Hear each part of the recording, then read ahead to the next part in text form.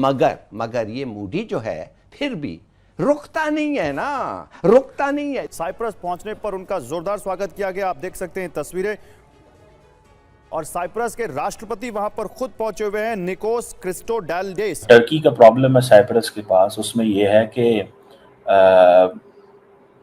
ये जो Cyprus Turkey के जो रिलेशन है हमेशा मुश्किल में रहे हैं। लेकिन साइप्रस जाना, जितनी बड़ी खबर यहां बनेगी उतनी ही तुर्की में भी बनेगी। साइप्रस इसलिए इम्पोर्टेंट है बिकॉज हमेशा साइप्रस जो है वो उसने इंडिया की जो मेंबरशिप है यूएन सिक्योरिटी काउंसिल की, उसको हमेशा वेलकम किया है, सपोर्ट किया है, बैक किया है।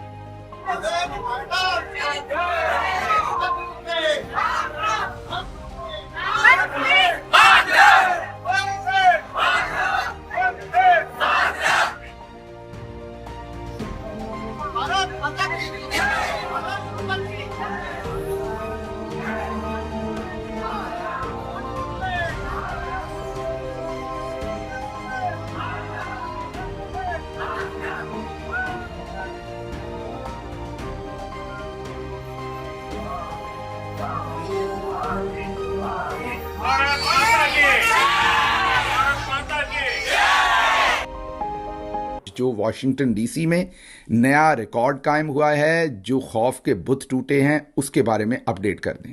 आपको पता है कि आज कॉल दे रखी थी एहतजाज की, क्योंकि फील्ड मार्शल साहब जो हैं वो अमेरिका आए हुए हैं। बतौर प्रधानमंत्री बीते 2 दशकों में पहला दौरा है साइप्रस का किसी प्रधानमंत्री या किसी भारतीय प्रधानमंत्री का। तेहरान के करीब शहरान ऑयल डिपो पर इसराइली हमला, ईरानी हुकाम इसकी तस्दीक करता है। बल्कि यहाँ तक बात की जा रही है कि पाकिस्तान को चाहिए कि वो एक तरह से इस वक्त जो झगड़ा चल रहा है इजराइल और ईरान का, उसको अपने लिए भी एक तरह का रेड फ्लैग ही समझें। साइप्रस इंडिया के लिए बड़ा मैटर करता है। 20 साल के बाद कोई Indian leader, last time Atal Bihari Vajpayee Cyprus गए थे।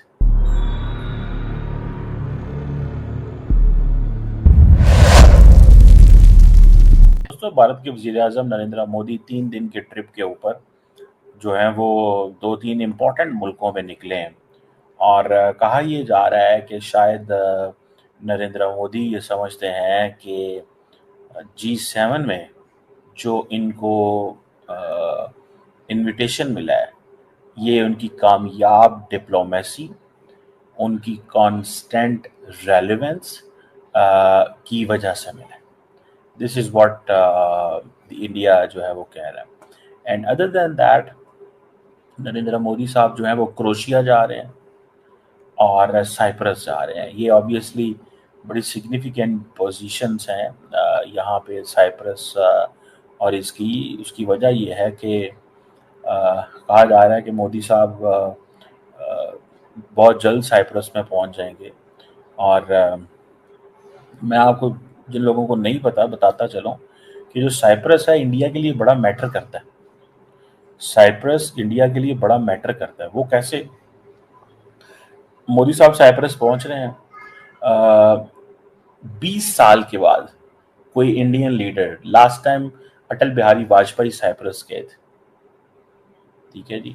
और इससे पहले कहा जाता है कि जवाहरलाल नेहरू जो हैं वो गए थे, और उस वक़्त की जो जवाहरलाल नेहरू ने भी जो एक ओल्ड कनेक्शन है वो बिल्ड किया, particularly non aligned movement, NAM का जो कनेक्शन है वो बिल्ड किया था। और साइप्रस की जो लीडरशिप है वो भी इंडिया आती जाती रही है माजी के अंदर में भी। और अभी इंडिया की तरफ से कहा जाता है कि बहुत सारे लीडर्स वहाँ पे गए। इंदिरा गांधी गई हैं, फिर उसके बाद वाजपेयी साहब गए थे, फिर प्रेसिडेंट पटेल गए थे 2009 में, प्रेसिडेंट रामनाथ कोविंद 2018 में गए थे, जो पिछले प्रेसिडेंट थे। जयशंकर साहब 2022 में गए हैं। तो ये बड़ा इम्पॉर्टेंट है साइप्रस उनके लिए।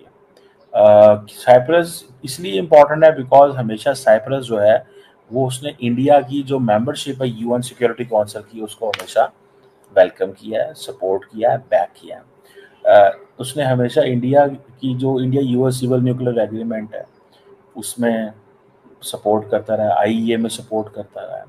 सो Cyprus is a country which has been helping and promoting India a lot. Indian leadership का साइप्रस जाना इस मौके पे इज सिग्निफिकेंट।